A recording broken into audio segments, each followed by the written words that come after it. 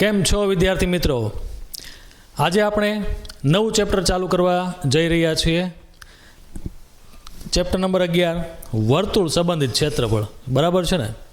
હવે બોર્ડની એક્ઝામ જેમ જેમ નજીક આવી રહી છે એમ ટેન્શન એ વધતું જતું છે ને, બધા ચેપ્ટર ભેગા થવા મળ્યા છે. બરાબર છે વિદ્યાર્થી મિત્રો? અમુક જગ્યામાં ડાઉટ હશે, અમુક ચેપ્ટરમાં ડાઉટ હશે, તો એવા વિદ્યાર્થીઓ માટે આપણી યુટ્યુબ ચેનલમાં પ્લેલિસ્ટ મૂકેલું છે. એ ચેપ્ટરના વિડીયો તમે જોઈ લેજો એટલે તમારા ડાઉટ સોલ્વ થઈ જશે. સમજ્યા ને વિદ્યાર્થી મિત્રો? હવે એક નાનું એવું ચેપ્ટર 10 દાખલા જેટલું છે, એકદમ નાનું એવું શોર્ટ એન્ડ સ્વીટ. જે અઘરું હતું બધું મિક્સ મટીરિયલ એ બધું જ કાઢી નાખ્યું છે. એક જ સ્વાધ્યાય વધ્યું છે આ ચેપ્ટરમાં, તમને ખબર જ છે. એક સ્વાધ્યાય 2 ઉદાહરણ, વાત પૂરી. તો સ્ટાન્ડર્ડવાળા બાળકો માટે આ ચેપ્ટર કેટલા માર્ક્સનું છે તે જોઈએ. સ્ટાન્ડર્ડવાળા બાળકો માટે આ ચેપ્ટર 4 માર્ક્સનું છે. સ્ટાન્ડર્ડ માટે 4 માર્ક્સ, અને આપણા બેઝિકવાળા લાડકા દીકરા માટે છે 2 માર્ક્સ. 2 માર્ક્સનું ચેપ્ટર છે ખાલી. હવે સ્ટાન્ડર્ડવાળાને એક હેતુલક્ષી, એક 3 ગુણનો પ્રશ્ન પૂછાય છે, બરાબર? અને બેઝિકવાળાને 2 હેતુલક્ષી પ્રશ્નો પૂછાય છે. સમજ્યા? છે એકદમ સહેલું. ખાલી સૂત્ર, 3 સૂત્ર યાદ રાખવાના છે. 3 સૂત્ર યાદ રાખશો એટલે એના ઉપરથી બધું જ બની જશે. આકૃતિ સમજવાની છે, શું કહેવા માગે છે, એટલે તમારો જવાબ ઓટોમેટિક આવવા મળશે. સમજ્યા ને? તો પછી યાર એકદમ સહેલું છે, કાંઈ જ પ્રોબ્લેમ નથી. ચાલો શરૂઆત કરીએ. ચેપ્ટર નંબર 11 વર્તુળ સંબંધિત ક્ષેત્રફળ. બરાબર છે? તો તમને ખબર પડી જશે આમાં નકરા ચકડા જ આવવાના છે, ચકડા ભમડા જ જોવાના છે આપણે, જે 7મા ધોરણથી આપણે શીખતા આવ્યા છીએ. બરાબર છે ને? તો ચાલો એની થોડીક નાની એવી થિયરી છે તે આપણે જોઈ લઈએ. જે 7 થી 9 ધોરણ સુધી તમે જે ભણીને આવ્યા છો એના વિશે થોડુંક રિમાઇન્ડ કરી લઈએ. બરાબર છે ને? તો શરૂઆત કરીએ વર્તુળની પરિમિતિથી. વર્તુળની પરિમિતિ એટલે થાય શું? વર્તુળની પરિમિતિ, હવે તમને ખબર છે કોઈ પણ આકૃતિની પરિમિતિ એટલે શું થાય? તો કે એની ફરતેની જે કિનારી છે એ બધી બાજુના માપનો સરવાળો એટલે પરિમિતિ થાય. બરાબર ને? ચોરસ હોય, ત્રિકોણ હોય, લંબચોરસ હોય, વગેરે જેવી આકૃતિ. તો એ વર્તુળ આવે તો વર્તુળમાં શું કરીએ? એને કંઈ બાજુ તો હોય નહીં. તો આપણને ખબર છે વર્તુળને એક વસ્તુ તો હોય ને, ફરતી કિનારી હોય ભાઈ. વર્તુળને ફરતી કિનારી હોય. બરાબર? તો એ ફરતી કિનારી જે છે એનું માપ એટલે વર્તુળનો પરિઘ કહેવાય. વર્તુળની જે કિનારી છે, ફરતેનો ભાગ, આ ભાગ, એને કહેવાય વર્તુળની પરિમિતિ અથવા તો વર્તુળનો પરિઘ. આ ભાગ જો કિનારીવાળો ભાગ, બરાબર? આ જે ભાગ છે ને તે, આને કહેવાય વર્તુળનો પરિઘ. સમજ્યા? લખેલું છે વર્તુળની પરિમિતિ એટલે વર્તુળનો પરિઘ. વર્તુળની કિનારી, આ જે લંબાઈ છે, વર્તુળની કિનારીનું માપ, કુલ માપ એટલે વર્તુળનો પરિઘ થાય. આપણે 7મા ધોરણમાં એવી વ્યાખ્યા આવતી. બરાબર? એટલે ઇન શોર્ટ વર્તુળની પરિમિતિ એટલે વર્તુળનો પરિઘ. ચાલો અગત્યની વસ્તુ એક આ છે, વર્તુળનો પરિઘ અને વ્યાસનો ગુણોત્તર અચળ હોય છે. તમે સમાજ વિદ્યામાં પણ આ ભણો છો. બરાબર ને? એસએસમાં તમારે આ વસ્તુ આવે છે. વર્તુળનો પરિઘ અને વ્યાસનો ગુણોત્તર અચળ હોય છે, જેને પાય તરીકે ઓળખાય છે. એટલા માટે પાય બરાબર પરિઘના છેદમાં વ્યાસ તમે કહી શકો. હેતુલક્ષી પ્રશ્ન ખરા ખોટામાં પૂછે કઈ રીતે? વર્તુળનો વ્યાસ અને પરિઘનો ગુણોત્તર અચળ હોય. જો આગળ પાછળ ફેરવી નાખ્યા. વિચારજો, આ પૂછાઈ ગયું છે. આ જુલાઈની જે પૂરક પરીક્ષા લઈ છે ને બોર્ડમાં, એમાં પૂછાઈ ગયું. વર્તુળનો પરિઘ અને વ્યાસનો ગુણોત્તર અચળ હોય છે. વિધાન ખરું છે કે ખોટું જણાવો. બરાબર છે? ખાલી આગળ પાછળ કરે વ્યાસ અને પરિઘનો ગુણોત્તર. પણ વિદ્યાર્થી મિત્રો યાદ રાખજો, પરિઘ અને વ્યાસનો ગુણોત્તર અચળ હોય છે, જેને પાય વડે દર્શાવે. સમજ્યા? ઓકે, સહેલું છે. ચાલો એના પછી બીજી થોડીક વસ્તુઓ જે તમે અત્યાર સુધી ભણીને આવ્યા છો. વર્તુળના પરિઘનું સૂત્ર પાય ઇન્ટુ ડી. ડી એટલે વ્યાસ થાય. ડીની જગ્યાએ 2r લખો એટલે 2πr થયું. એટલે પરિઘનું સૂત્ર શું થયું? 2πr. જનરલી આપણે 2πrનો ઉપયોગ સૌથી વધારે કરવાના છીએ. બરાબર? તમારી જાણકારી માટે પાય ઇન્ટુ ડી લખેલું છે. ઓકે. પછી અર્ધ વર્તુળની પરિમિતિ. વર્તુળનો પરિઘ એટલે આખી પરિમિતિથી વર્તુળની. બરાબર? હવે અર્ધ વર્તુળની પરિમિતિ શોધવી હોય તો કઈ રીતે થાય? તો એના માટે આપણે પહેલાં અર્ધ વર્તુળ, અડધું ચકડું દોરો. આ આપણું છે અર્ધ વર્તુળ. પરિમિતિ શબ્દ પૂછ્યો છે. બરાબર? અર્ધ વર્તુળની પરિમિતિ, આ કેન્દ્ર લઈ લ્યો O. રેડી? હવે આખા વર્તુળની કેટલી થાય? તો કે 2πr. તો અડધાની કેટલી થવી જોઈએ? ખાલી πr થવું જોઈએ ને. બરાબર ને? અડધાની 2πr છેદમાં 2 ગયા એટલે πr વધે. પણ વિદ્યાર્થી મિત્રો પરિમિતિ કીધું એટલે અહીંથી હજી આ ભાગે પેક કરવાનો આવશે ને. પેક કરી દેવું પડશે ને, પરિમિતિ બંધ આકૃતિ પેક કરવું પડશે. તો અહીંયાથી તમને ખબર છે વર્તુળના કેન્દ્રથી લઈને વર્તુળની કિનારી સુધીનું અંતર એટલે શું થાય? વર્તુળની ત્રિજ્યા આર. અહીંયાથી સેમ વસ્તુ અહીંયા આર કેટલી વાર છે? 2 વાર, એટલે પાય આર પ્લસ 2r. આ થઈ આપણી અર્ધ વર્તુળની પરિમિતિ પાય આર પ્લસ 2r. ધ્યાનમાં રાખજો ભાઈ, આવી ગયું છે 7મા 8મા ધોરણમાં બેઠા અને દાખલા પણ પૂછાતા, યાદ રાખજો બરાબર, ખાસ અગત્યની વસ્તુ છે. ચાલો એના પછી વર્તુળના ચતુર્થાંશની પરિમિતિ, વર્તુળનો ચોથો ભાગ, ચતુર્થાંશ એટલે વર્તુળનો ચોથો ભાગ, બરાબર છે. ચલો વર્તુળનો ચોથો ભાગ એટલે આ રીતનું થાય, આ રીતની આકૃતિ. આ અડધું વર્તુળ છે એનો 2 ભાગ પાડી દો એટલે વર્તુળનો ચોથો ભાગ થઈ ગયો ને. આ છે વર્તુળનો ચોથો ભાગ. આની પરિમિતિ શોધવી હોય તો આખા વર્તુળની પરિમિતિ કેટલી હતી? તો કે 2πr. આનો ચોથો ભાગ એટલે છેદમાં 4 આવશે. રેડી? ઓકે, આ એટલું થઈ ગયું 2πr છેદમાં 4. હવે બીજી વસ્તુ, આ વર્તુળનું કેન્દ્ર છે તો અહીંયાથી આ ત્રિજ્યા વધી ને 2 r પ્લસ r એટલે 2r. ચાલો આનું સાદુરૂપ આપો, 2 દુ 4 એટલે પાય આર છેદમાં 2 પ્લસ 2r. આ થઈ વર્તુળના ચતુર્થાંશની પરિમિતિ. હેતુલક્ષી પ્રશ્નો માટે અગત્યની વસ્તુ છે, બરાબર છે. હેતુલક્ષી પ્રશ્નો માટે ગોખવાના સૂત્ર એક પણ નથી, તમને ખાલી વર્તુળના પરિઘનું સૂત્ર આવડવું જોઈએ. એની ઉપરથી આ બધા બને છે, બરાબર. કઈ રીતે બને છે તમને ખ્યાલ હોવો જોઈએ, બાકી ગોખવાની જરૂર એક પણ નથી. ચાલો એની પછી વર્તુળનું ક્ષેત્રફળ એકદમ ઇઝી. આપણે અત્યાર સુધી વર્તુળનું ક્ષેત્રફળ શોધતા આવ્યા છીએ, બરાબર. પાય આર સ્ક્વેર. રેડી? હા, આપણું વર્તુળનું ક્ષેત્રફળ. હવે એને વ્યાસના સૂત્રમાં લખવું હોય તો પાય ડી સ્ક્વેર છેદમાં 4 આવે. ઓકે, આપણે 7મા 8મા ધોરણમાં સેમ વસ્તુ આવી ગઈ. હવે અડધા વર્તુળનું કહે તો આખાનું કેટલું? પાય આર સ્ક્વેર. તો અડધાનું કેટલું થાય? છેદમાં 2 લખો, વાત પૂરી, બરાબર. હવે અગત્યનું છે તમારા માટે વર્તુળનો ચતુર્થાંશ. વર્તુળનો ચતુર્થાંશ શબ્દ તમારે આ ધોરણ 10મા ધોરણથી આવે છે.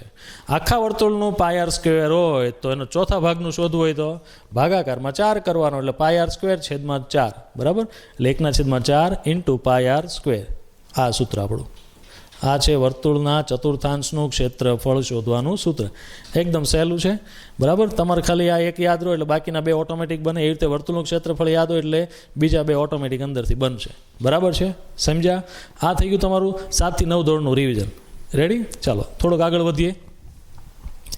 હવે આવે છે કંકણાકાર ભાગ. યાદ હોય તો આપણે 9મા ધોરણમાં પૃષ્ઠફળ અને ઘનફળવાળા દાખલામાં પાઇપવાળો નળાકારવાળો એક પ્રશ્ન આવ્યો હતો. એમાં કંકણાકાર શબ્દ લખેલો આવ્યો હતો, બરાબર છે વિદ્યાર્થી મિત્રો. તો કંકણાકાર એટલે શું થાય? તો જે 2 વર્તુળ, આ 7મા ધોરણમાં પણ આપણે આ રીતના પ્રશ્નો આવતા, બરાબર. 2 વર્તુળ ઓવરલેપ, સમકેન્દ્રીય વર્તુળ દોરી નાખો, બરાબર. હવે સમકેન્દ્રીય વર્તુળ એટલે શું થાય? આપણે 10મા ચેપ્ટરમાં શીખ્યા કે જે વર્તુળના કેન્દ્રો સમાન હોય તેવા વર્તુળને સમકેન્દ્રીય વર્તુળ કહેવાય. ત્રિજ્યા અલગ અલગ, બરાબર. ચાલો, કેન્દ્ર એક જ છે O, બેની ત્રિજ્યા અલગ અલગ છે. મોટા વર્તુળની ત્રિજ્યા અહીંયા એને કેપિટલમાં R નામ આપી દો અને નાના વર્તુળની ત્રિજ્યાને સ્મોલ r. રેડી? ઓકે, આ 2 વર્તુળની વચ્ચેનો જે આ ભાગ છે ને, આને કહેવાય કંકણાકાર ભાગ. કેવો ભાગ કહેવાય? કંકણાકાર. રેડી? સમજ્યા કે નહીં? કંકણાકાર ભાગ. ક્લિયર? 2 વર્તુળ, સમકેન્દ્રીય વર્તુળ, 2 વર્તુળની વચ્ચેનો જે ભાગ આવે એને કહેવાય કંકણાકાર ભાગ. એનું ક્ષેત્રફળ શોધવું હોય તો આપણે 7મા 8મામાં શીખ્યા હતા કે ભાઈ મોટા વર્તુળનું ક્ષેત્રફળ એમાંથી નાના વર્તુળનું ક્ષેત્રફળ માઇનસ કરો એટલે આ ભાગ મળે. રસ્તાવાળા પ્રશ્નો આવતા, તમને ખબર હોય તો. વર્તુળાકાર બગીચો બનાવવાનો છે, બરાબર. બગીચાની ફરતે એટલા મીટર પહોળો રસ્તો રાખવાનો છે, તો રસ્તાનું ક્ષેત્રફળ શોધો. આવા પ્રશ્નો આપણે ભણી ગયા છીએ. તો સેમ વસ્તુ છે. આ વર્તુળાકાર બગીચો, પછી બગીચાની ફરતે એક વર્તુળાકાર રસ્તો બનાવવાનો છે, તો રસ્તાનું ક્ષેત્રફળ કેટલું થાય? તો મોટા વર્તુળમાંથી નાનું વર્તુળ માઇનસ કરો એટલે આ ભાગ મળે કે નહીં? સૂત્ર એ પ્રમાણે જ લખ્યું છે. જો કંકણાકાર ભાગ તમને ઇઝી રહે એટલા માટે કે મોટા વર્તુળનું ક્ષેત્રફળ માઇનસ નાના વર્તુળનું ક્ષેત્રફળ. ચાલો, મોટા વર્તુળનું ક્ષેત્રફળનું સૂત્ર તો પાય આર સ્ક્વેર થાય, બરાબર. તો મોટા વર્તુળની ત્રિજ્યા કેટલી છે? તો કે કેપિટલમાં R, એટલે pi R square minus small r, નાના વર્તુળની ત્રિજ્યા એટલે પાય આર સ્ક્વેર. બેમાં સરખું શું? તો કે પાય સામાન્ય કાઢી લો એટલે કાઉન્સમાં વધે R square minus R square, capital minus small. Direct આ સૂત્ર આવડતું હોય તો વાંધો નથી, સીધું તમે આ લખી શકો. આ તો તમને સમજાવવા માટે મોટા વર્તુળમાંથી નાના વર્તુળનું ક્ષેત્રફળ માઇનસ કર્યું છે, બરાબર. સમજ્યા કંકણાકાર ભાગ વિશે? યાદ રાખજો, હેતુલક્ષી પ્રશ્નમાં અગત્યની વસ્તુ છે, કામમાં આવશે. ચાલો એની પછીનો પ્રશ્ન, એની પછીની થિયરી. બધા જ ત્રિકોણના ક્ષેત્રફળ જે આપણે આ ચેપ્ટરમાં ઉપયોગમાં લેવાના છીએ, જે આપણે 9મા ધોરણ સુધી આ ભણી ગયા છીએ, બરાબર. કાટકોણ ત્રિકોણનું ક્ષેત્રફળ શોધવાનું સૂત્ર તો કે 1/2 કાટખૂણો બનાવતી બે બાજુનો ગુણાકાર. અગત્યના છે, ત્રિકોણના પ્રકાર નક્કી કરવાના આવશે, કયો ત્રિકોણ આપેલો છે એના માટે આ સૂત્રો યાદ રાખજો. ત્રિકોણનું ક્ષેત્રફળ આપણે આવવાનું. એની પછી સમબાજુ ત્રિકોણ અગત્યનું, વર્ગમૂળ 3/4 ગુણાકારમાં બાજુનો સ્ક્વેર. આપણો રેગ્યુલર ત્રિકોણ 1/2 પાયો ગુણાકારમાં વેધ. ચોરસનું ક્ષેત્રફળ નાના ધોરણથી ભણતા આવો છો, લંબાઈ ગુણાકારમાં લંબાઈ અથવા તો બાજુ સ્ક્વેર. રેડી. એના પછી લંબચોરસ તો કે લંબાઈ ગુણાકારમાં પહોળાઈ. રેડી. ચાલો, મેઇન છે આ 3 ત્રિકોણ. આ 3 ત્રિકોણના ક્ષેત્રફળના સૂત્રો યાદ હોવા જોઈએ. યાદ રાખજો. આપણું જે સ્વાધ્યાય છે એમાં ત્રિકોણનો પ્રકાર નક્કી કરવાનો આવશે, બરાબર છે. ચાલો, બહુ ટાઈમ નહીં બગાડતા, એની પછીનો જે ટોપિક છે એના વિશે જોઈએ. ચાલો, વર્તુળનું ચાપ. 9મા ધોરણમાં આપણે વર્તુળ ચેપ્ટર આવ્યું, એમાં આપણે વર્તુળનું ચાપ, વર્તુળનો વૃતાંશ અને વર્તુળના વૃત્તખંડ વિશેની બેઝિક માહિતી જોઈ લીધી છે, બરાબર. બેઝિક માહિતી કોને કહેવાય આપણે આઈડિયા છે. હવે એના રિલેટેડ આપણે સૂત્રો જોવાના છે, જેના આધારિત આ આપણું ચેપ્ટર છે. તો થોડુંક રિવાઇન્ડ કરીએ ફરીથી. વર્તુળનું ચાપ. વર્તુળનું ચાપ એટલે શું થાય તો કે વર્તુળ પરના બે બિંદુ વચ્ચેના વર્તુળના ભાગને વર્તુળનું ચાપ કહેવાય. ફરીથી એકવાર જોઈએ. વર્તુળ પરના બે બિંદુ વચ્ચે, વર્તુળ પર કોઈ પણ જગ્યાએ બે બિંદુ લઈ લો. વર્તુળ પર ધારો કે હું બે બિંદુ અહીંયા લઉં છું. આ પહેલું બિંદુ બી અને એની અહીંયા બીજું બિંદુ એ. આ બે બિંદુ લીધા, એ અને બી.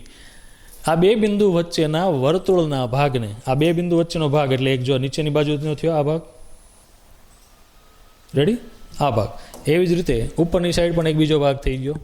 આ બે વર્તુળની નીચે, આ બિંદુની વચ્ચેનો ભાગ અને એ રીતે ઉપરની સાઈડનો ભાગ જો આ રીતનો છે. તો આ જે ભાગ છે એને કહેવાય વર્તુળનું ચાપ. વર્તુળનો ચાપ ખબર પડી. વર્તુળ પરના બે બિંદુ લીધા મેં, એ અને બી. તો એની વચ્ચે જો બે ભાગ પડ્યા, એક આ નીચેનો ભાગ છે અને એક આ ઉપરનો ભાગ છે. એને કહેવાય વર્તુળનું ચાપ. ક્લિયર? ઓકે. ચાલો, હવે એના બે ભાગ, 3 પ્રકાર છે ટોટલ. એમાંથી આપણે સૌથી વધારે ઉપયોગ આ લઘુચાપ ને ગુરુચાપનો જ કરવાના છીએ. ઓકે. એમાં પહેલું છે ગુરુચાપ. ગુરુચાપની વ્યાખ્યા જુઓ. વર્તુળના જે ચાપની લંબાઈ વર્તુળના પરિઘના અડધાથી વધારે હોય. વર્તુળનો પરિઘ એના અડધાથી વધારે. વર્તુળનો પરિઘ એનું અડધું કરવું હોય તો સ્વાભાવિક વસ્તુ છે. પરિઘ એટલે પરિમિતિ. અડધી કરવી હોય તો વ્યાસ એટલે વર્તુળના કેન્દ્રમાંથી જ પસાર થવો જોઈએ ને રેખાખંડ. આ ધારો કે આ બે સરખા ભાગ પાડી દીધા, બરાબર. રેડી. આ નીચે નાનો ભાગ છે, આને કહેવાય લઘુચાપ. ઉપર મોટી ચાપ છે ને વ્હાઇટ કલરની, એને ગુરુચાપ કહેવાય, બરાબર. હવે ગુરુચાપનું માપ કેટલું હોય તો કે આપણે વચ્ચે વર્તુળના બે સરખા ભાગ પાડી દીધા છે, બરાબર. તો વર્તુળના પરિઘના અડધા કરતાં વધારે છે જો ગુરુચાપ. વ્હાઇટ કલરની ચાપ છે ને જો. તો આ જે ચાપ છે ને ગુરુચાપ કહેવાય. વર્તુળના પરિઘના અડધાથી વધારે. સમજ્યા? વર્તુળના પરિઘના અડધાથી વધારે. વર્તુળનું પરિઘનું અડધું કેટલું થાય તો કે અહીંયાથી લઈને આ સુધી અડધો ભાગ થયો વર્તુળનો પરિઘ. રેડી. નીચેનો બીજો અડધો ભાગ થયો. તો ગુરુચાપની લંબાઈ જો તો આ જે પરિઘ છે એના અડધાથી વધારે જ થઈ ગઈ ને ઓલરેડી, બરાબર છે. બેઝિક વસ્તુ છે. એવી જ રીતે લઘુચાપ કોને કહેવાય તો વર્તુળના જે ચાપની લંબાઈ વર્તુળના પરિઘના અડધાથી ઓછી હોય તેને લઘુચાપ કહેવાય. બેઝિક થિયરી છે, યાદ રાખવાની છે, બરાબર. આ વર્તુળનો પરિઘનો અડધો ભાગ, બરાબર, એના કરતાં ઓછી તો આને કહેવાય લઘુ. આ છે લઘુચાપ અને આ જે વ્હાઇટ કલરનો ભાગ છે એ છે આપણી ગુરુચાપ. ક્લિયર? લઘુ અને ગુરુચાપમાં ખ્યાલ આવી ગયો? ઓકે. એના પછી છે અર્ધ વર્તુળ ચાપ. અર્ધ વર્તુળ એટલે એક્ઝેક્ટ અડધા, બે પરિઘના બે સરખા ભાગ હોય ને એટલે તમારો અર્ધ વર્તુળ ચાપ થઈ ગઈ. તમારી જાણકારી માટે છે. જો મેં છેલ્લે દોર્યું છે, વ્યાખ્યા જોઈ લો. વર્તુળના જે ચાપની લંબાઈ વર્તુળના પરિઘના અડધા જેટલી હોય તેને. તો અહીં વર્તુળના પરિઘનો અડધો, આને કહેવાય લઘુ ચાપ, અર્ધ વર્તુળ ચાપ. બે બાજુ પડે અર્ધ વર્તુળ ચાપ. બંને બાજુ સરખી જ ચાપ પડે, અર્ધ વર્તુળ ચાપ. આ ચાપનો કોન્સેપ્ટ ક્લિયર થયો.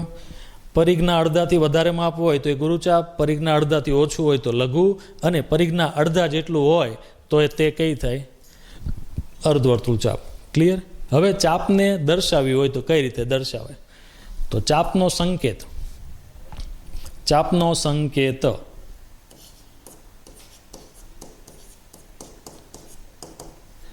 ચાલો માની લ્યો કે આ છે આપણી લઘુચાપ, બરાબર. એ અને બી બિંદુ, બે બિંદુ દર્શાવી દો. અહીં વચ્ચે એક બિંદુ દર્શાવી દો, છેલ્લે દર્શાવી. ચાલો બી. તો આ જે ચાપ બની આપણી એ કઈ કહેવાય? લઘુચાપ થઈ. હવે લઘુચાપને મારે સંકેતમાં દર્શાવ્યું હોય તો લઘુ ચાપ એ બી આમ લખવું પડે, અથવા તો ચાપ એ બી લઘુ, આ જે ઉપર જે મેં રાઉન્ડ જેવું કર્યું ને એને કહેવાય ચાપ અને એ બી. બરાબર.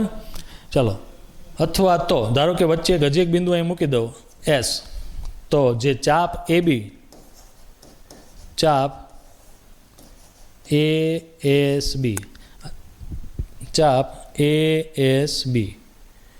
ચાલો, આ થઈ ગઈ આપણી લઘુચાપ એ એસ બી. ક્લિયર? સમજ્યા? ચાપને આ રીતે દર્શાવાય, આ ચાપનો સંકેત છે. એવી જ રીતે તમે ગુરુચાપ, એમાં બે બિંદુ તો દર્શાવવા જ પડશે, એ અને બી. ચાલો, તો ગુરુચાપ કીધું છે એટલે ઉપરનો ભાગ, આ ભાગ, આથી આપણી ગુરુચાપ. આને સંકેતમાં લખવું હોય તો આમ લખી શકો તમે, ગુરુ ચાપ એ બી. રેડી? અથવા તો ડાયરેક્ટ અહીંયા વચ્ચે ધારો ક્યાંક પી બિંદુ મૂકી દો તો આને તમે એમ પણ લખી શકો કે ચાપ એ પી બી. તો આગળ ગુરુ કે એવો કાંઈ શબ્દ લખવો પડે નહીં. આકૃતિમાં નામ નિર્દેશન ન કરી દેવાનું, તો તમારે આગળ લઘુ ગુરુ લખવું ન પડે. ચાપ આ રીતે પણ તમે દર્શાવી શકો.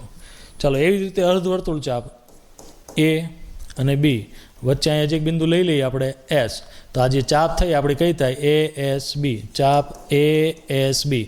આ જે સંકેત છે એ ચાપનો સંકેત છે. બરાબર. એની વચ્ચે તમારે બિંદુ લખી દેવાના, એટલે આકૃતિને અનુરૂપ જે કાંઈ ચાપ હશે તે સેટ થઈ જશે. સમજ્યા કે નહીં? ક્લિયર? ચાપનો કોન્સેપ્ટ ક્લિયર? આપણે 9મા ધોરણમાં ચાપ બધી જ આવી ગઈ છે. એમાં મેઇન વસ્તુ છે આપણી લઘુ અને ગુરુ, લઘુ ચાપ અને ગુરુ ચાપ, એના વિશે ભણવાનું છે. અર્ધવર્તુળ ચાપ તમારી જાણકારી માટે છે. સમજ્યા? ઓકે. ચાલો, હવે એના સૂત્રો જોઈએ બાળકો. એના સૂત્રો, લઘુચાપની લંબાઈ. હવે તમે કહેશો કે સાહેબ 2-3 સૂત્રની જ વાત થઈ હતી, એમાં 4 સૂત્ર તો અહીંયા જ દેખાઈ ગયા. તો બાળકો એક જ સૂત્ર યાદ રાખવાનું છે. લઘુવાળા જે સૂત્રો આવે ને તે જ તમારે યાદ રાખવાના છે. એના પરથી બીજા બધા જ સૂત્રો ઓટોમેટિક બનવાના છે. સમજ્યા? ચાલો, એમાં પહેલું છે લઘુચાપની લંબાઈ, તો પાય આર થીટા છેદમાં 180. લઘુચાપની લંબાઈ પાય આર થીટા છેદમાં 180. હવે ચાપની લંબાઈને લેન્થ એલ વડે દર્શાવવામાં આવશે. બરાબર? એલ. ચાલો, હવે ગુરુચાપની લંબાઈ શોધવી છે. ધારો કે વર્તુળ મેં દોરેલું છે, એ અને બી બે બિંદુ આપી દઉં છું. બરાબર? લઘુચાપ કીધું હોય તો તમને ખબર છે આ ભાગ જોવાનો. આ થઈ ગઈ આપણી લઘુચાપ. રેડી? લઘુચાપની લંબાઈ નીચેની ભાગ થઈ. હવે આની આ જ આકૃતિ પરથી તમે વિચારો, મારે ગુરુચાપની લંબાઈ શોધવી હોય તો શું કરવું પડે? લોજિક ચલાવવાનું. સિમ્પલ આકૃતિ ઉપરથી તો જે આખા વર્તુળની ચાપ જે છે, એટલે આખી ચાપને શું કહેવાય? પરિઘ કહેવાય કે નહીં? આખી ચાપને શું કહેવાય? તો કે પરિઘ. પરિઘ માઇનસ હું લઘુચાપ કરી નાખું તો આપણને ગુરુચાપ મળે કે નહીં? આખું જે વર્તુળ છે કિનારીનો ભાગ, એમાંથી હું ખાલી લઘુચાપ માઇનસ કરું તો ગુરુચાપ મળે કે નહીં? સીધી સાદી વસ્તુ છે કે નહીં? તો જે આ વસ્તુ છે એને શું કહેવાય? પરિઘ માઇનસ લઘુચાપ. આ તમે કરો બેની બાદબાકી એટલે આપણને ગુરુચાપ મળે. બરાબર? ગુરુચાપનું સૂત્ર ગોખવાની જરૂર નથી. તો અહીં ગુરુચાપની લંબાઈ કેટલી છે? તો કે પરિઘ માઇનસ લઘુચાપ. તો પરિઘ કેટલો થાય? 2πr માઇનસ લઘુચાપની લંબાઈ કેટલી થાય? તો કે પાય આર થીટા છેદમાં 180. સમજ્યા? એકદમ સહેલું છે. આકૃતિના આધારે જવાબ આપવાના છે. ઓકે ને? ચાલો, એની પછી અર્ધવર્તુળ ચાપની લંબાઈ. હવે અડધું વર્તુળ કીધું હોય તો આપણા સ્વાભાવિક વસ્તુ છે, અડધું વર્તુળ કઈ રીતે બને? વ્યાસની મદદથી 2 ભાગ પડે વર્તુળના. બરાબર છે સાહેબ? ઓકે ને? ઓકે. ચાલો, 2 ભાગ પડી ગયા. એ અને બી બે બિંદુ દર્શાવી દો. હવે અર્ધવર્તુળ ચાપની લંબાઈ આપણે લેવી હોય તો કઈ રીતે મળશે? તો અહીંથી અર્ધવર્તુળ ચાપ એટલે અહીંયાથી લાઈનના અહીંયા સુધીનો ભાગ. તો જો તો અર્ધવર્તુળ ચાપ છે એ વ્યાસના અંત્ય બિંદુએ ભેગી થાય કે નહીં? તો સ્વાભાવિક વસ્તુ છે. આખા વર્તુળની ચાપ કેટલી હતી? 2πr હતી. એનું અડધું કરો તો કેટલું થાય? ખાલી πr. કંઈ મગજમારી જ નહીં. πr. આખાની 2πr હોય તો અડધાની કેટલી થાય? πr. વાત પૂરી. આ અર્ધવર્તુળ ચાપની વાત છો. તમે અર્ધવર્તુળ નહીં લઈ લેતા પાછા. તમે કહેશો કે સાહેબ તમે આગળ તો વાત કરી, આ ભેગું લેવાનું. તો ચાપ કીધું છે, ચાપ એટલે એટલી જાવ. આને ચાપ કહેવાય ભાઈ. અર્ધવર્તુળમાં ધ્યાન રાખજો. સમજ્યા કે નહીં? ઓકે. એકદમ સહેલો ટોપિક હતો. ચાપ વિશે ખ્યાલ આવી ગયો. ચાપ એટલે શું થાય? તો વર્તુળ પરના કોઈ પણ 2 બિંદુ વચ્ચેનો ભાગ એટલે વર્તુળનો ચાપ થાય. અનુરૂપ ચાપ લેવાની. લઘુચાપ એટલે તો કે પરિઘના અડધાથી ઓછી. પરિઘના અડધાથી ઓછી હોય તો લઘુ, પરિઘના અડધાથી વધારે હોય તો ગુરુ, અને પરિઘના અડધા જેટલી હોય તો અર્ધવર્તુળ ચાપ. આ ક્લિયર કન્સેપ્ટ તમારો? ઓકે, યાદ રાખવા જેવી જ વસ્તુ છે, ગોખવાનું કાંઈ જ નથી. આ એના સૂત્રો છે, એકદમ સહેલા મજા આવી જાય. ઓકે, ચાલો હવે ચાપને આધારે વૃતાંશ ભણવાનો છે. વૃતાંશ અગત્યની વસ્તુ, પરીક્ષામાં પૂછાય એવો દાખલો, પૂછાય એવી થિયરી સૂત્ર છે, બરાબર. વૃતાંશ અને વૃત્તખંડ બે મેઇન વસ્તુ છે, એમાંથી સૌથી વધારે પ્રશ્નો પૂછાઈ શકે એવી શક્યતા હોય તો વૃતાંશના દાખલા છે, બરાબર. તો વૃતાંશ વિશે આપણો કન્સેપ્ટ ક્લિયર હોવો જોઈએ. ચાલો, વૃતાંશ એટલે શું થાય? તો વર્તુળની ત્રિજ્યાઓ અને અનુરૂપ ચાપ વચ્ચે ઘેરાતો પ્રદેશ એટલે વૃતાંશ થાય, બરાબર. વૃતાંશ વર્તુળમાં જવાનો છે, બીજા એક એમ નહીં આવે. ચોરસમાં લંબચોરસમાં વૃતાંશ નહીં દેખાય, બરાબર. તો વ્યાખ્યા જો, ત્રિજ્યાઓ અને વર્તુળના અનુરૂપ ચાપ વચ્ચે ઘેરાયેલો પ્રદેશ એટલે વર્તુળનો વૃતાંશ. ચાલો આકૃતિમાંથી સમજીએ. ચાલો આપણી આકૃતિ છે. વર્તુળનું કેન્દ્ર હું નામ આપી દઉં O, બરાબર.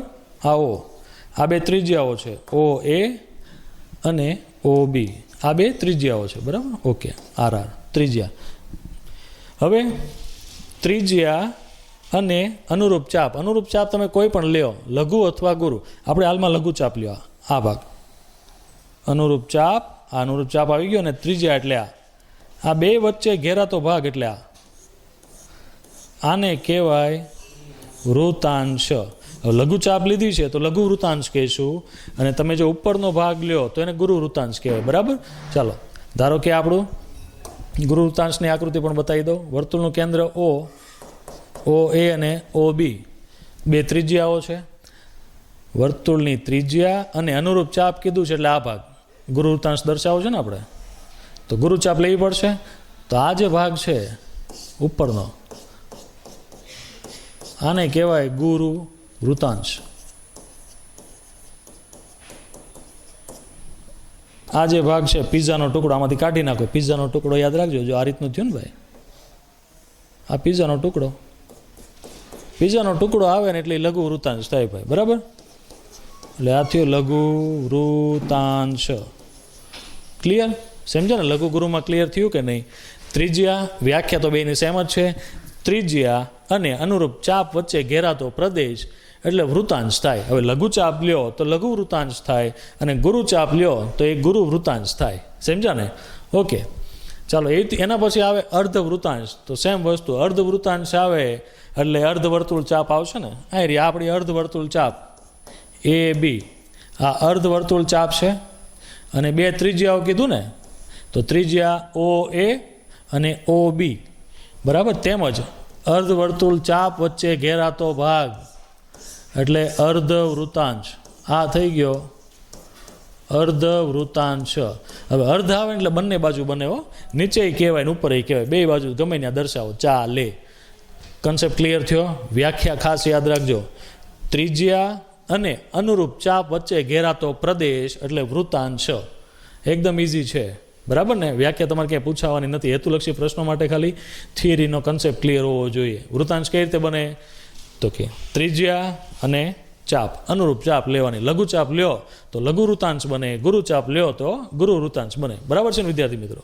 ચાલો, હવે આના ક્ષેત્રફળ કઈ રીતે મળે તે જોવાનું છે. ફરીથી 3 સૂત્ર આવ્યા તો પાછું કહ્યું સાહેબ બીજા 3 લાવ્યા. નહીં ભાઈ, એક જ યાદ રાખવાનું છે. તમને આગળ વાત કરી એમ લઘુ જે જગ્યાએ આવે ને એ તમારું સૂત્ર યાદ રાખો, એટલે બાકીના ઓટોમેટિક બધા જ સૂત્રો એમાંથી બનવાના છે, બરાબર છે? તો પહેલું જ છે લઘુ વૃતાંશનું ક્ષેત્રફળ πr² છેદમાં 360. જોજો લઘુ ચાપનું સૂત્ર શું હતું? તો πr છેદમાં 180 હતો. બે સિમિલર જેવા છે, મિક્સ નહીં કરી દેતા. ચાલો, લઘુ વૃતાંશનું ક્ષેત્રફળ એક યાદ રાખો, πr છેદમાં 360. એના ઉપરથી ગુરુ વૃતાંશ શોધવું હોય તો કઈ રીતે મળે? ચાલો, ગુરુ વૃતાંશનું ક્ષેત્રફળ શોધવું હોય તો કઈ રીતે મળશે? હવે આપણને ખબર છે લઘુ વૃતાંશ એટલે આ પિઝાનો ટુકડો OAB. આપને ખબર છે વૃતાંશ, ગુરુ વૃતાંશ એટલે આ ભાગ થયો, બરાબર. આ ભાગ આપણો ગુરુ વૃતાંશ છે. આખું જે વર્તુળ છે એમાંથી આ પિઝાનો ટુકડો માઇનસ કરી નાખો, કાઢી નાખો, ખાઈ જાઓ હાલો, બરાબર. તો આ જે ભાગ વધ્યો ને એને કહેવાય ગુરુ વૃતાંશ. એનું ક્ષેત્રફળ કઈ રીતે મળે? તો વર્તુળનું ક્ષેત્રફળ માઇનસ બીજું તમે શું કર્યું તો કે પિઝાનો ટુકડો ખાઈ ગયા, પિઝા એટલે શું થાય તો કે લઘુ વૃત્તાંશ માઇનસ લઘુ વૃત્તાંશનું ક્ષેત્રફળ. સમજ્યા કે નહીં? આકૃતિ પરથી યાદ રાખો, એકદમ ઇઝી આવડી જશે, ગોખવાની જરૂર જ નથી. વર્તુળમાંથી પિઝા કાઢો એટલે ગુરુભાઈ વધે, ગુરુ વૃત્તાંશનું ક્ષેત્રફળ. ક્લિયર? સમજ્યા? જોઈ લો, વર્તુળનું ક્ષેત્રફળ માઇનસ લઘુ વૃત્તાંશ. વર્તુળ એટલે πr² માઇનસ લઘુ વૃત્તાંશ એટલે πr². થીટા છેદમાં 360. સમજ્યા ને? ઓકે. એના પછી અર્ધ વૃત્તાંશ. ચાલો, અર્ધ વૃત્તાંશ. પહેલાં તો અર્ધ વૃત્તાંશ કીધું એટલે બે ભાગ પાડવા પાછળ ને સરખા, બરાબર ને? ચાલો, અર્ધ વૃત્તાંશ એટલે આ ભાગ. મારે આટલાનું ક્ષેત્રફળ શોધવું હોય તો હવે આખા વર્તુળનું કેટલું હતું તો કે πr². અર્ધ આવે એટલે આખાનું અડધું જ આવે સીધું. હવે આખા વર્તુળનું ક્ષેત્રફળ πr² હોય તો અડધાનું કેટલું થાય તો કે πr²/2. અર્ધવાળી વસ્તુ જાણકારી માટે છે, બરાબર?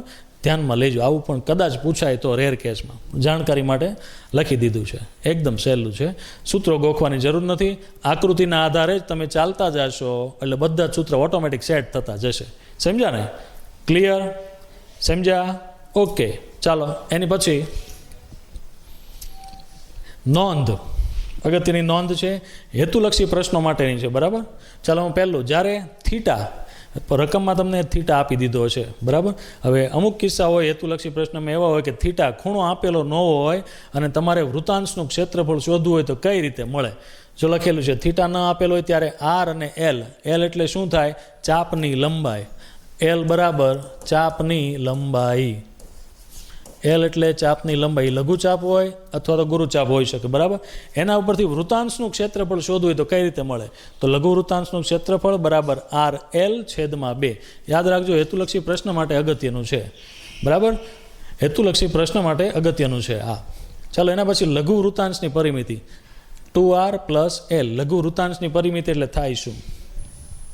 પરિમિતિ શબ્દ આપ્યો છે એટલે બંધ આકૃતિ આપણે સમજશું. ચાલો, આ રીતની આપણી એક આકૃતિ છે. હવે લઘુ વૃત્તાંશ લેવો હોય તો આપણને ખબર છે આ એટલું થાય, આને લઘુ વૃત્તાંશ કહેવાય, બરાબર ને? આ છે આપણો લઘુ વૃત્તાંશ. પરિમિતિ એટલે ચાલો અહીંથી આને કહેવાય ત્રિજ્યા R. એટલે કેટલા થયા? 2R થયા. અને આને શું કહેવાય તો કે લઘુચાપ જ કહેવાય ને, પ્લસ લઘુચાપની લંબાઈ. રેડી? 2R પ્લસ લઘુચાપની લંબાઈ. તો આવ્યું 2R + L.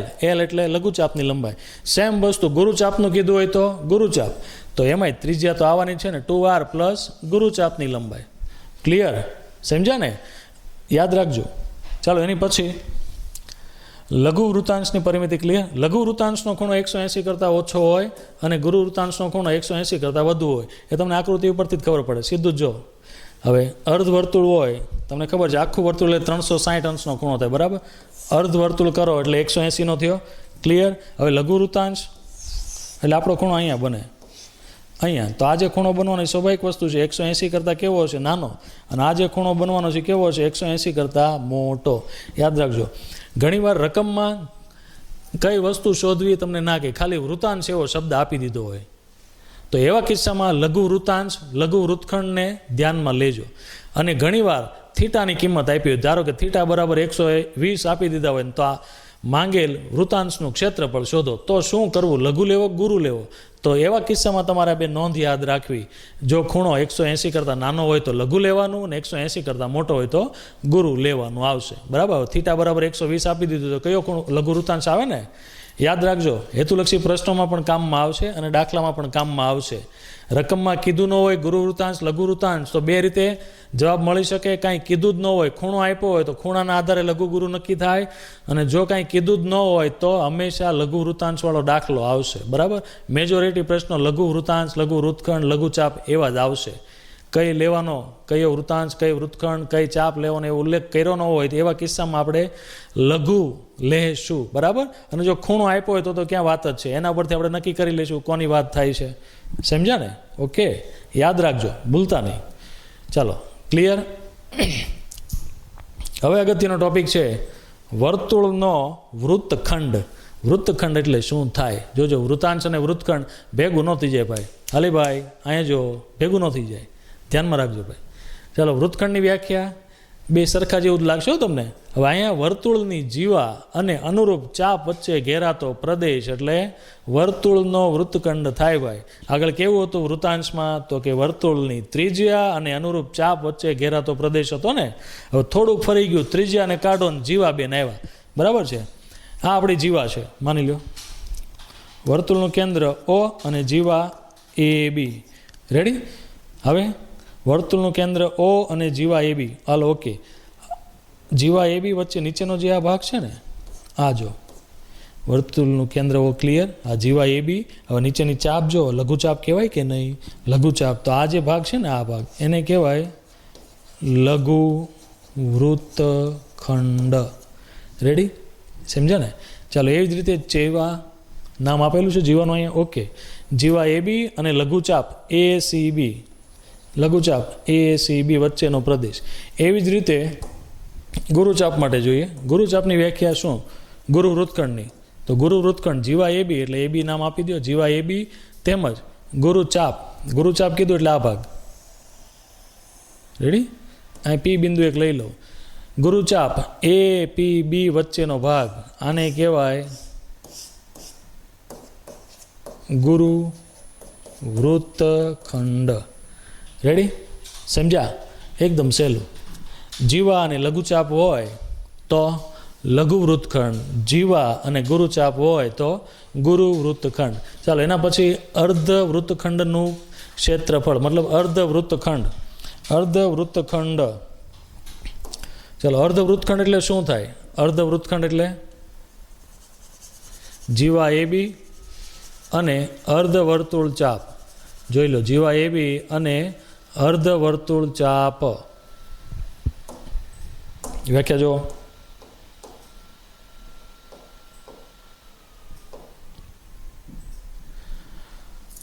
આપણી જીવા AB અને અર્ધ વર્તુળ ચાપ ASB, આની વચ્ચેનો જે પ્રદેશ છે તે, આને આપણે કહેશું અર્ધ વૃત્તખંડ. એ અર્ધ વૃત્તખંડ કયો કે અર્ધ વૃત્તાંશ કયો, બધું એક સરખું જ થાય છે ભાઈ. તમે આગળની આકૃતિ જોઈએ છે તો તમને ખ્યાલ આવશે. અર્ધ વૃત્તખંડ કયો કે અર્ધ વૃત્તાંશ કયો, બધું જ એક સરખું જ થાય. જોઈ લો. સમજ્યા ને? એને અર્ધ વૃત્તખંડ કયો, અર્ધ વૃત્તાંશ કયો, બધું જ એક સરખું થાય. ચાલો એ વ્યાખ્યા યાદ રહી. જીવા અને અનુરૂપ ચાપ વચ્ચેનો પ્રદેશ એટલે વૃત્તખંડ. બરાબર? ક્લિયર આ વસ્તુ? હવે આપણે સૂત્રો બનાવવાના છે. તો સૂત્ર કઈ રીતે બનશું? આના ક્ષેત્રફળ શોધવાના સૂત્રો બનાવવા પડશે ને. ચાલો પહેલું છે લઘુ વૃત્તખંડનું ક્ષેત્રફળ. લઘુ વૃત્તખંડનું ક્ષેત્રફળ ગોખવાની જરૂર નથી, જરાય ગોખવા નથી. આકૃતિ ઉપર જવાબ આવશે. બરાબર? લઘુ વૃત્તખંડનું ક્ષેત્રફળ આપણે જોતું છે, તો કઈ રીતે બનાવશું? લઘુભાઈ આવી જાવ માર્કેટમાં. લો ચાલો લઘુ વૃત્તખંડ. તો પહેલાં તો લઘુ વૃત્તખંડ બને કઈ રીતે? આ આપણી જીવા છે AB, અહીં આ વૃત્તખંડ છે. ચાલો વર્તુળનું કેન્દ્ર લઈ લ્યો O. રેડી? હવે વૃત્તખંડ ગમે ત્યારે શોધવો પડશે ત્યારે વૃત્તાંશનો ઉપયોગ કરવાનો રહેશે. વૃત્તાંશ. ચાલો વૃત્તાંશ બનાવીએ. પહેલાં વૃત્તાંશ બનાવવા માટે બે ત્રિજ્યાની જરૂર પડશે. આપણી ત્રિજ્યા OA અને OB. રેડી? હવે લઘુભાઈને શોધવાના છે ને, તો આ તમે માર્ક કરો. જો આ જે વસ્તુ છે આ શું થઈ? લઘુ વૃત્તાંશ થયો કે નહીં આખો? લઘુ વૃત્તાંશમાંથી આજે આપણું 3 ખૂણિયું છે. 3 ખૂણિયું એટલે ત્રિકોણિયું. ત્રિકોણિયાને માઇનસ કરી નાખો આ એટલા ભાગને, તો આ એટલો ભાગ જ વધે કે નહીં? સમજો છો ને? તો શું થયું આપણું સૂત્ર? લઘુ વૃત્તાંશ માઇનસ ત્રિકોણનું ક્ષેત્રફળ. આકૃતિ ઉપરથી આ રીતે લખાય. સમજ્યા કે નહીં? ગોખવાની જરૂર જ નથી. તમને ખાલી કન્સેપ્ટ ક્લિયર હોવો જોઈએ કે વૃત્તખંડ કહેવાય કોને. તો વૃત્તખંડ એટલે વૃત્તાંશમાંથી ત્રિકોણ માઇનસ કરો, વૃત્તખંડ તમારો આવી ગયો. જોઈ લો, લઘુ વૃત્તાંશનું ક્ષેત્રફળ માઇનસ ત્રિકોણનું ક્ષેત્રફળ. હવે ત્રિકોણ કયો ત્રિકોણ થાય છે? તો આગળ ત્રિકોણના ક્ષેત્રફળના સૂત્રો જોઈએ.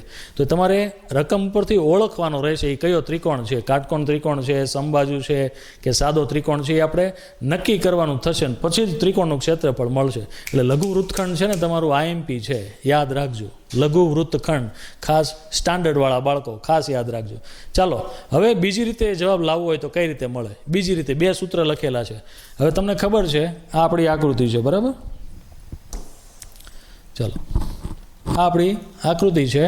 હવે અહીંયા મારે મેં લઘુ વૃત્તખંડ આ દર્શાવી દીધો એ બી, આ લઘુ વૃત્તખંડ છે. હવે મારે બીજું સૂત્ર મેં શું લખ્યું છે તો કે આખા વર્તુળમાંથી હું આ જે ઉપરનો ભાગ છે હું માઇનસ કરી નાખું, આખા વર્તુળમાંથી હું આ ભાગ માઇનસ કરી નાખું તો નીચેનો ભાગ મળે કે નહીં? મને દાંત કાઢે છે, જોઈ નીચેનો ભાગ. આખા વર્તુળના ક્ષેત્રફળમાંથી આ ઉપરનો જે ભાગ માઇનસ કરું તો મને નીચે વૃત્તખંડ મળે કે નહીં? હવે જે આ ઉપરનો ભાગ છે એને શું કહેવાય તો કે ગુરુ વૃત્તખંડ કહેવાય ભાઈ, ગુરુ વૃત્તખંડ. એ ભાઈ જો ને, વર્તુળનું ક્ષેત્રફળ માઇનસ ગુરુ વૃત્તખંડનું ક્ષેત્રફળ. સમજ્યા? છે ને સહેલું? એટલે આકૃતિ આધારિત છે, આકૃતિ બનાવતા આવડે એટલે તમને બધા જ સૂત્ર આવડશે. અને આગળના ઓલા બે સૂત્ર, લઘુચાપની લંબાઈ અને લઘુ વૃત્તાંશનું ક્ષેત્રફળ, એ બે બસ. એટલે આખું ઓટોમેટિક સોલ્વ. ગોખવાની જરૂર જ નથી, ખોટું ગોખો છો, ખોટું ટેન્શન લ્યો. ક્લિયર ને એટલું? ચાલો એના પછી ગુરુ વૃત્તખંડનું ક્ષેત્રફળ. ગુરુ વૃત્તખંડ બનાવવું હોય તો એક આકૃતિ ફરીથી બનાવી આપણે નાની એવી. ચાલો ગુરુ વૃત્તખંડનું ક્ષેત્રફળ, ગુરુ વૃત્તખંડ મારે બનાવવો હોય, ચાલો જીવાની જરૂર તો પડશે. એ બી આપણી જીવા છે, વર્તુળનું કેન્દ્ર ઓ. ચાલો આની આ સાદી આકૃતિ ઉપરથી બનાવી નાખીએ કે આખા જે વર્તુળનું ક્ષેત્રફળ છે એમાંથી આ લઘુ વૃત્તાંશ, આ લઘુ વૃત્તખંડ માઇનસ કરી નાખો તો આ એક ભાગ મળી ગયો. એટલે તમારો ગુરુ વૃત્તખંડ ક્લિયર. આ એક સૂત્ર એક આ છે, જો અહીં લખેલું રહ્યું, વર્તુળના ક્ષેત્રફળમાંથી લઘુ વૃત્તખંડ માઇનસ કરો એટલે તમને ગુરુ વૃત્તખંડ મળે. બરાબર? ઓકે, એ એક તો છે જ આપણી પાસે. હવે બીજું એક સૂત્ર બને. તમે અહીંયા બીજું વર્તુળ લઈએ આપણે. ચાલો જીવા દોરીએ. એ બી, એ બી આપણી જીવા છે. ચાલો વર્તુળનું કેન્દ્ર ઓ. હવે જો તો ગુરુ વૃત્તખંડ એટલે થાય શું તો કે જીવા એ બીથી અને ચાપ એ બી, આ ઉપરનો ભાગ ગુરુ ચાપ એ બી વચ્ચેનો ભાગ થયો કે નહીં? તો એની વચ્ચે કઈ કઈ વસ્તુ આવે છે? એક તો જો ગુરુ વૃત્તાંશ એવો, અને ગુરુ વૃત્તાંશ કહેવાય ને એટલો ભાગ, એટલો ભાગ ગુરુ વૃત્તાંશ છે. બરાબર? વત્તા આ ત્રિકોણનું ક્ષેત્રફળ પ્લસ કરો, ગુરુ વૃત્તાંશ પ્લસ આ ત્રિકોણનું ક્ષેત્રફળ, બે ભેગું કરો એટલે ગુરુ વૃત્તખંડ બને. જો અહીં લખ્યું છે ગુરુ વૃત્તાંશનું ક્ષેત્રફળ વત્તા ત્રિકોણનું ક્ષેત્રફળ, એ બેનો સરવાળો કરો એટલે ગુરુ વૃત્તખંડ મળે. અને પહેલું સૂત્ર તમને ઇઝી પડશે ભાઈ, આ અને આ, એ બે સૂત્ર જ તમારે કરવા ઇઝી પડશે. સમજ્યા ને? આકૃતિ ઉપરથી બબ્બે સૂત્ર બને છે, પણ તમારે માટે ગુરુ વૃત્તાંશ પ્લસ ત્રિકોણ સહેલું પડશે અને આ લઘુ વૃત્તાંશ માઇનસ ત્રિકોણ સહેલું પડશે. આ યાદ રાખજો, સમજવા જેવી વસ્તુ છે. કારણ કે આ લઘુ વૃત્તખંડ કરશો એટલે ફરીથી ત્રિકોણ અહીંયા આવવાનો જ છે, એટલા માટે આ તમને સહેલું પડશે. આ બેના પહેલા સૂત્રો સહેલા પડશે. સમજ્યા વિદ્યાર્થી મિત્રો? ચાલો હવે અર્ધ વૃત્તખંડનું ક્ષેત્રફળ. અર્ધ વૃત્તખંડ એટલે અડધો ભાગ, આખાનું અડધું. તમને આગળ કીધું હતું કે અર્ધ વૃત્તાંશ કે અર્ધ વૃત્તખંડ કે બેના ક્ષેત્રફળ સેમ જ આવશે, પાય આર સ્ક્વેર છેદમાં 2. સમજ્યા ને? શું કામ સરખું આવી તમને આગળ સમજાવી દીધું. અર્ધ શબ્દ ખાલી જાણકારી માટે છે. અર્ધ વૃત્તાંશ, અર્ધ વર્તુળ ચાપ, અર્ધ વૃત્તખંડ જાણકારી માટે છે. એના પ્રશ્નો પરીક્ષામાં પૂછાતા નથી. સૌથી વધારે પૂછાતું હોય તો લઘુ વૃત્તખંડ, લઘુ વૃત્તાંશ. સમજ્યા ને? એકદમ સહેલું છે. તો તમે વિદ્યાર્થી મિત્રો અહીં જોયું હશે કે જે થિયરી છે એકદમ સહેલી છે, ખાલી બે સૂત્ર યાદ રાખવાના છે. આ ઉપરાંત જે બાકીના જે કાંઈ સૂત્રો છે એ આકૃતિ ઉપરથી ઓટોમેટિક બને છે, તો જરાય ગભરાવાની જરૂર નથી. ખાલી બે સૂત્ર યાદ રાખો, આકૃતિ ઉપરથી કેમ સૂત્રો બને છે એ યાદ રાખો, એટલે આ ચેપ્ટરના જે 4 માર્ક છે એ તમારા બેઠા ઘરના ખીચામાં નાખીને વહી જવાનું, હાલવા જ મળવાનું, દોડવા જ મળવાનું, કોઈ પકડવા જ નહીં આવે. સમજ્યા ને? એકદમ સહેલું છે, મજા જ આવી એવું. ચાલો વિદ્યાર્થી મિત્રો, અહીંયા ચેપ્ટરની થિયરી આપણી પૂરી. એકદમ નાની એવી નાજુક થિયરી છે. આની પછીના લેક્ચરમાં આપણે સ્વાધ્યાયના પ્રશ્નો જોવાના છીએ. તો વિદ્યાર્થી મિત્રો ત્યારે સ્વાધ્યાયના પ્રશ્નોની સાથે સૂત્રો ખાસ આવડવા જોઈએ. હું તમને પૂછીશ આનું સૂત્ર શું થાય, બોલો ભાઈ, કમેન્ટમાં જણાવવાનું કહીશ. બરાબર છે ને? તો ધ્યાનમાં રાખજો, એકદમ સહેલા સૂત્રો છે, ઇઝી છે, આવડી જશે, ટેન્શન લેવાની જરાય જરૂર નથી. બરાબર છે વિદ્યાર્થી મિત્રો? ચાલો આની પછીના લેક્ચરમાં મળીએ. ત્યાં સુધી લખતા રહો, વાંચતા રહો અને પ્રેક્ટિસ કરતા રહો. સમજ્યા ને?